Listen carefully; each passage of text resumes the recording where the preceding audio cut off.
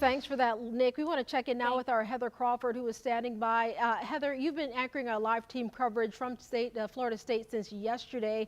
You were there in the midst of the chaos. Things are clearly calmer today, but somber, I'm certain. What are you hearing from students walking around there on campus? Keitha, it's really starting to sink in what happened here just about 24 hours ago, but I'm going to give you an example just to show you the trauma that this community went through. We were unloading our camera gear out of our unmarked van a couple of hours ago, and a staff member was parking, and she got out and she stood and she looked at our black camera box, and we had our long tripod on top that's black, and she stood and she said, "What is that?" And we said, "Oh, we're with the TV station, that's our camera gear." And she said, "I thought it was a shotgun." And that's the mindset.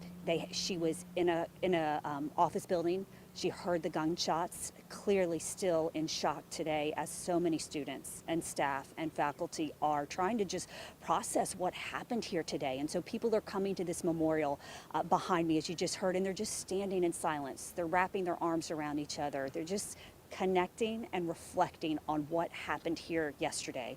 And I spoke with a freshman, and she told me, this is the reality of what life is like today in 2025. School shootings happen. She said, we've been training for it since we were in middle school, yet it doesn't make it any more normal, any better to know they were trained, but yet this is the reality here on the campus of FSU, a very tight-knit community.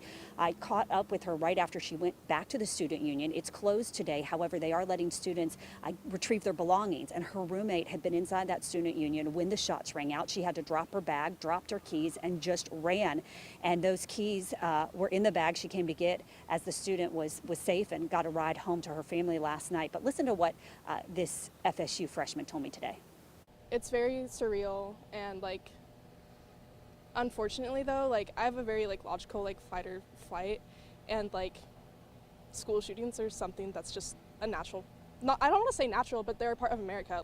Ever since I was in middle school, it's always been a possibility. It's always something that we've trained for, and I hate that, and I hate that it's normal, but it's just how it is, unfortunately.